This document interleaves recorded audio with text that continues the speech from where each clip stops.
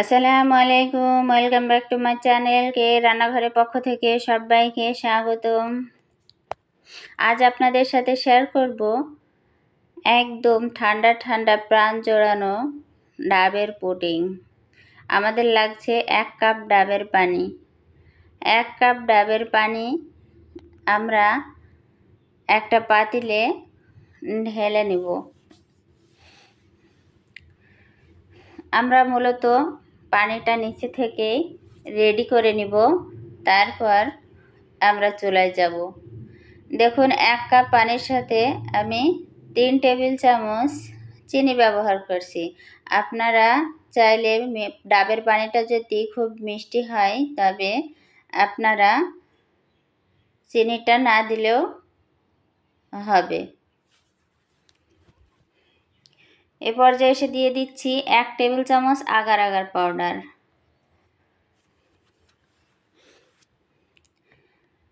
Agar agar powder দেওয়ার পর আমরা ভালোভাবে নাড়াচাড়া করে নেব। ঠান্ডা পানির সাথেই ভালোভাবে নাড়াচাড়া করে মিশিয়ে নেব।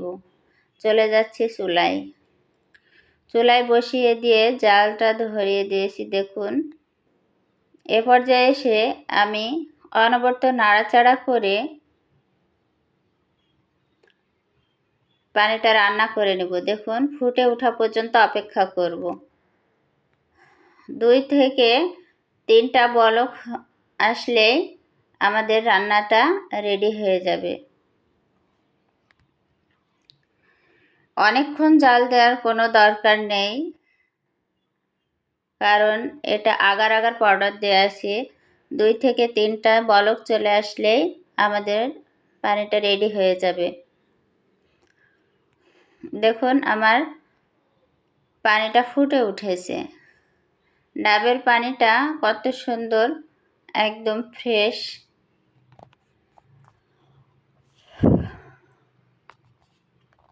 আমার রেসিপিটা যদি ভালো লাগে অবশ্যই আপনারা লাইক, কমেন্ট, শেয়ার করতে ভুলবেন না। আমি একটা লম্বা সাইজের মোড় নিয়েছি, এটাতে আমি ডাবের পুডিংটা সেট করব। নিচে নামিয়ে আমি এটাকে ঢেলে নিচ্ছি। পাতিলে ঢেলে নেওয়ার পরে 30 মিনিট নরমালি রাখার পরে আরও 30 মিনিট আমরা ফ্রিজে রেখে এটাকে সেট করে নেব। ডাবের কিছু অংশ স্লাইস করে কেটে আমি পানির ভিতরে দিয়ে দিচ্ছি। দেখুন এ পর্যায়ে এসে আমি ফ্রিজে রেখে দিচ্ছি।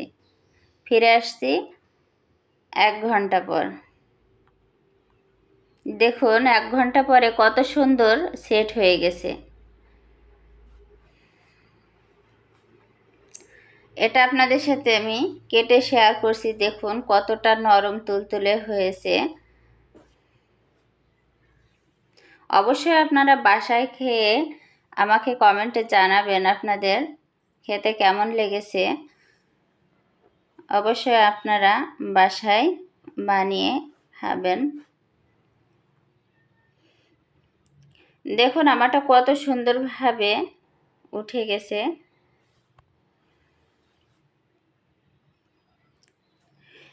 এই গরমে মন জোড়ানো এই ডাবের পুডিং